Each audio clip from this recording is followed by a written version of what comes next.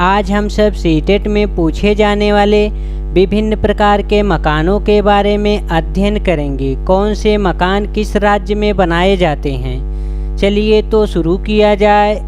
सबसे पहले हम सब आसाम के बारे में जानेंगे। असम में किस प्रकार के मकान बनाए जाते हैं। मोलन गांव असम में है। असम में बहुत वर्षा होती है। असम राज्य में बहुत अधिक वर्षा होने के कारण वहाँ पे बांस के खंभों द्वारा घर को बनाए जाते हैं। नेक्स्ट पॉइंट, यहाँ घर जमीन से 10 से 12 फीट ऊंचे बने होते हैं। अधिक बारिश के वजह से यहाँ पे मकानों को ऊंचे बनाए जाते हैं और इसको बांस के सहारे बनाए जाते हैं। ये मजबूत बांस के खंभों पर बने होते हैं। ये घर अंदर से भी लकड़ी के बने हैं। सारा मकान जो होता है लकड़ी का बना होता है।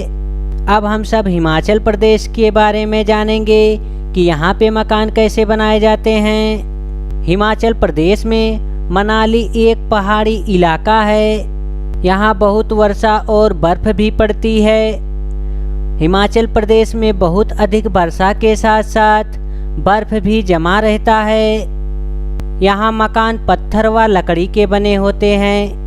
हिमाचल प्रदेश के मकान जो होते हैं पत्थर और लकड़ी से मिलकर बने होते हैं। अब हम सब राजस्थान के बारे में जानेंगे कि राजस्थान में किस प्रकार के घर बनाए जाते हैं। राजस्थान के जो घर होते हैं मिट्टी के बने होते हैं और उनकी छतें जो होती हैं कटीली झाड़ियों की बनी होती हैं। कश्मीर के बारे में जानेंगे कि कश्मीर में किस प्रकार के घर बनाए जाते हैं।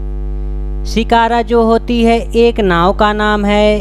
ये घूमने के लिए होती है। हाउस बोट भी एक नाव का नाम है जो टूरिस्ट के लिए काम करता है। शिकारा एक खुली नाव है जो चप्पू से चलाई जाती है। हाउस बोट 80 फीट लंबी और 8 से 9 फीट चौड़ी होती है। कश्मीर में मकान की खिड़कियां बाहर की ओर उभरी होती हैं जिसे डब कहते हैं। उभरे हुए भाग को डब कहा जाता है। डल झील कश्मीर की प्रसिद्ध झील है। अब हम सब लद्दाख के बारे में जानेंगे कि लद्दाख में किस प्रकार से घर बनाए जाते हैं। लेह लद्दाख में मकान के नीचे की मंजिल में खिड़की नहीं होती है। लद्दाख के जो मकान बने होते हैं नीचे की मंजिल में खिड़कियां नहीं लगी होती हैं। छत को मजबूत करने के लिए पेड़ के मोटे तनों का प्रयोग किया जाता है। वहाँ की छतें जो होती हैं समतल होती हैं। लद्दाख में लोग अपने घरों की छतों का प्रयोग सब्जी व फसल उगाने में भी करते हैं। घरों की निचली मंजिल का प्रयोग सामान को रखने व जानवरों को पालने में किया जाता है। सर्दियों में लद्दाख का तापमान 0 से 40 डिग्री तक चला जाता है। लद्दाख पहुंचने के लिए जम्मू कश्मीर पार करना पड़ता है। अब हम सब चांगपा जनजाति के बारे में अध्ययन करेंगे। चांगपा जनजाति जो कि लद्दाख में पाई जाती है एक अनुसूचित जनजाति है। ये घुमंतू होते हैं। चांगपा जनजाति जो होता है उनका कोई घर नहीं होता है। वे इधर उधर घूमते रहते हैं। चांगपा जनजाति में लगभग 5000 लोग हैं। चांगपा जनजाति जो समुद्र तल से 5000 मीटर की ऊंचाई पर एक मैदानी इलाका है जो चांगथांग में रहते हैं। चांगपा की भाषा में चांगथांग का मतलब है ऐसी जगह जहां कम लोग रहते हैं। चांगथांग का मतलब है जहाँ पे कम लोग रहते हैं। चांगपा जनजाति के लोग याक के बालों से बने टेंट में रहते हैं जिसे रेबो कहते हैं। याक के बाल से बने हुए टेंट को रेबो कहा जाता है। रेबो के पास ही भेड़ बकरियां को रखने के लिए जगह बनी होती है जिसे चांगपा लेखा कहते हैं। अब हम सब पश्मीना शाल के बारे में जानेंगे कि पश्मीना शाल की क्या खासियत है। पश्मीना शाल चांगपा लोगों द्वारा पाली गई बकरियों के बालों से बनती है। इन बकरियों का एक बाल इतना पतला होता है कि इनके 6 बाल हमारे एक बाल के बराबर होता है। एक पश्मीना शाल जो है 6 स्वेटर जितना गर्मी देती है। पश्मीना की एक शाल और यहाँ के 6 स्वेटरों के बराबर जो है गर्मी मिलती है। ये शाल हाथ से बनाई जाती है। पश्मीना शाल को लगभग 250 घंटे की बुनाई के बाद प्लेन शाल तैयार होता है। एक पश्मीना शाल को तैयार करने में 250 घंटे लग जाते हैं। इन बालों को बकरियां गिरा देती हैं। अब हम सब क्वेश्चन आंसर का अध्ययन करेंगे। क्वेश्चन नंबर 1, बंदर, शेर और चूहे के आवास क्रमागत रूप से निम्न में से कौन से हैं? सबसे पहले बंदर लिखना है, इसके बाद शेर और तीसरे नंबर पर चूहा लिखना है। बंदर कहाँ रहता है? तो बंदर जो है पेड़ पर रहते हैं। शेर कहाँ रहते हैं? शेर जो हैं माद में रहते हैं, माद में। और चूहे कहाँ रहते हैं? चूहे जो हैं बिल में रहते हैं। तो इसका राइट आंसर हो जाएगा ऑप्शन सी, पेड़, माद और बेल। क्वेश्चन नंबर 2, टूपिक क्या है? यहाँ पे पूछ रहा है टूपिक क्या है। टूपिक जो है एक स्कीमो के चमड़े का तंबू है। इसका राइट आंसर हो जाएगा ऑप्शन ए। क्वेश्चन नंबर 3, एक क्षेत्रीय में ग्रामीण अपने घरों में बहुत मोटी दीवारें बनाते हैं जो मिट्टी से सनी हुई होती है। घरों की छतें कटीली झाड़ियों से बनी है। इस क्षेत्र में बारिश बहुत कम होती है और बहुत गर्म भी होती है। किस क्षेत्र में होना चाहिए?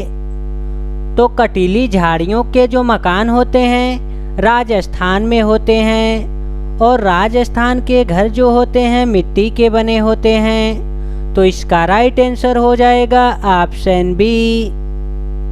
क्वेश्चन नंबर 4, हमारे देश के किस भाग में लोगों के रहने के लिए बड़े तिरकोने टेंट को रेनबो कहते हैं और जानवरों के रहने के स्थान को लेखा कहा जाता है?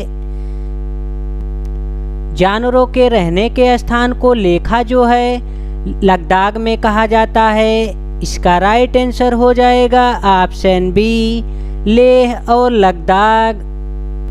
क्वेश्चन नंबर 5, निम्नलिखित में से किस सामग्री से बने घर सर्दी और गर्मी दोनों मौसमों के लिए उपयुक्त हैं? सर्दी और गर्मी दोनों मौसमों के लिए उपयुक्त लकड़ी से बने घर होते हैं। इसका राइट आंसर हो जाएगा ऑप्शन डी। लकड़ी के घर कहाँ के बने होते हैं? आप सभी लोग कमेंट बॉक्स में बताएंगे। क्वेश्चन नंबर 6, कश्मीर में डोगा का अर्थ क्या है? यहाँ पे पूछ रहा है कि डोगा का क्या अर्थ होता है। डोगा का मतलब होता है कि एक प्रकार की नाव को डोगा कहा जाता है। इसका राइट आंसर हो जाएगा ऑप्शन सी।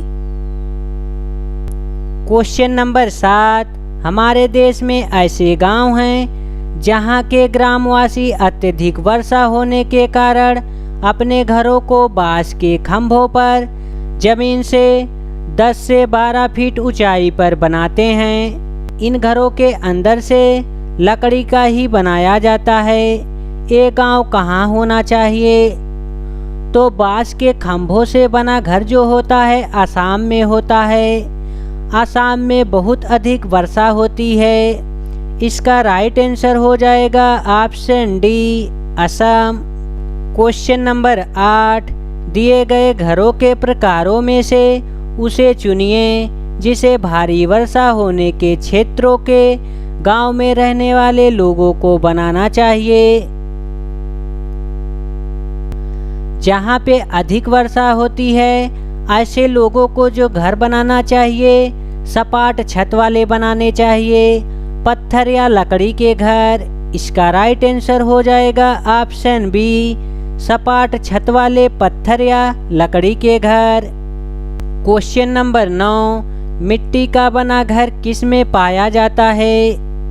मिट्टी का बना हुआ घर जो है गांव में पाया जाता है और ग्राम क्षेत्र में पाया जाता है। तो इसका राइट आंसर हो जाएगा ऑप्शन सी, ए और बी दोनों। क्वेश्चन नंबर 10, बकरी कहाँ रहती है? तो बकरी जो है बाड़ा में रहेगी। इसका राइट आंसर हो जाएगा ऑप्शन ए। बिल में जो रहता है चूहा रहता है। पिंजरे में किसी जानवर को रखा जाता है, शेर बाघ को। क्वेश्चन नंबर 11, डॉगफिश का निवास स्थान कहाँ है?